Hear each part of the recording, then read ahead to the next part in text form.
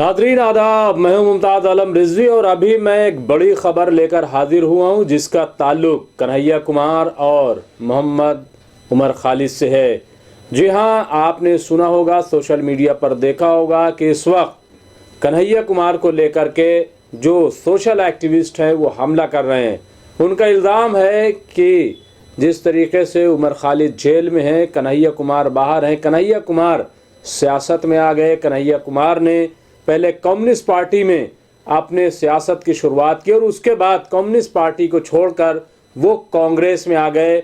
उस कांग्रेस में कि जो मुसलमानों से दूर रहती है, जो मामलात से दूर रहती है, जो सच बोलने से डरती है, इस तरफ कन्हैया कुमार क्यों चले गए, ये एक सवाल है। और मैंने 2-3 प्रोग्रामों में देखा कि कन्हैया कुमार को बाकायदा दबे लफ्ज़ों में निशाना बनाया जा रहा है, सोशल मीडिया पर सवाल उठाए जा रहे हैं। तो क्या वाकई इसमें कोई बड़ी सच्चाई है कि कन्हैया कुमार ने अपने दोस्तों का साथ छोड़ दिया? कन्हैया कुमार जिस रास्ते पर चले थे उस रास्ते से वो हट गए। तो क्या है उनका रास्ता? कन्हैया कुमार आप जानते हैं कि आइसा से थे। आइसा जो कम्युनिस्ट पार्टी है उसकी एक स्टूडेंट विंग है, तलबा विंग है, उसके वो लीडर थे और उसी बैनर तले वो जेएनयू से तलबा यानी छात्र संगठन के पदाधिकारी अध्यक्ष बने थे।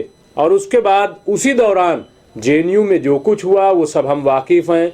रोहित वेमुला से मामला शुरू हुआ था। रोहित वेमुला हैदराबाद में दलित छात्र थे और उनको जिस तरीके से टॉर्चर किया गया, खुदकुशी पर मजबूर किया गया, उसके खिलाफ आवाज़ बुलंद की गई। इसी तरह एक जेएनयू का स्टूडेंट था जिसका नाम नजीब था, वो अचानक गायब हो जाता है और उसके सिलसिले में ये कहा जाता है कि इसमें भगवा धारियों का हाथ है, उन्होंने नजीब को कहीं मार दिया।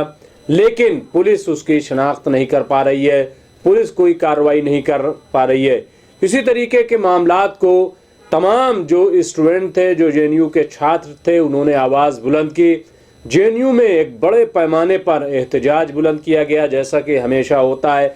और आप सब जानते हैं कि जेएनयू में किस तरीके से आवाज़ बुलंद की गई और फिर ये जो ग्रुप था इसको टुकड़े टुकड़े गैंग नाम दिया गया। जी हाँ, टुकड़े टुकड़े गैंग। और फिर आपको मालूम है कि कैसे इन पर इल्ज़ाम लगे, कैसे इनके ख़िलाफ़ ये कहा गया कि इन्होंने पाकिस्तान जिंदाबाद के नारे लगाए और भारत को बांटने की कोशिश की, भारत को टुकड़े टुकड़े कहने की बात की। इस किस्म के इल्ज़ामात आप सबको मालूम है कि इनके ख़िलाफ़ बाकायदा जो है वो कोर्ट में मुकदमा दर्ज किया गया, FIR हुई और अभी भी मामला जो है ज़ेरे समाअत है।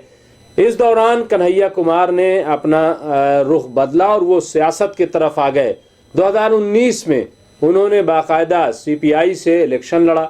उम्मीद ये की जा रही थी कि वो जीत जाएंगे, लेकिन उनकी हार हुई, शिकस्त हुई, वो कामयाब नहीं हो सके। इसके बाद मामलात चलते रहे और आखिरकार वो कांग्रेस में शामिल हो गए। जब वो कांग्रेस में शामिल हुए तो मैं खुद AICC में मौजूद था। उसमें कन्हैया कुमार ने कहा कि दरअसल हम जिस ताकत से लड़ रहे हैं उसका एक ही पार्टी जवाब हो सकती है और वो जवाब कांग्रेस दे सकती है, और इसीलिए हम कांग्रेस में शामिल हुए हैं। उनके और साथी कांग्रेस में शामिल हुए। तो बहरहाल ये उनका एक सियासी सफ़र है।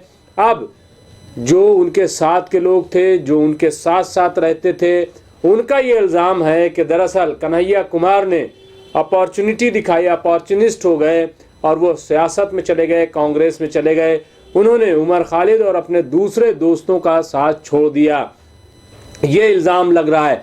बहरहाल देखना यह है कि क्या वाकई इसमें सच्चाई है। अब ये बात तो उसी वक्त पता चलेगी कि जब कन्हैया कुमार सामने आएंगे और वो इसका जवाब देंगे कि इसमें सच्चाई क्या है।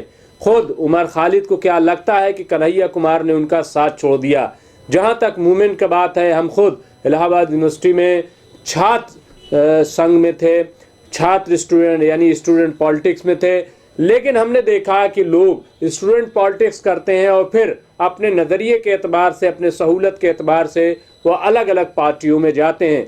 ऐसे में अगर कोई पार्टी ज्वाइन कर लेता है तो मेरे ख्याल से बग़ैर सोचे समझे किसी पर इस तरह हमला नहीं करना चाहिए।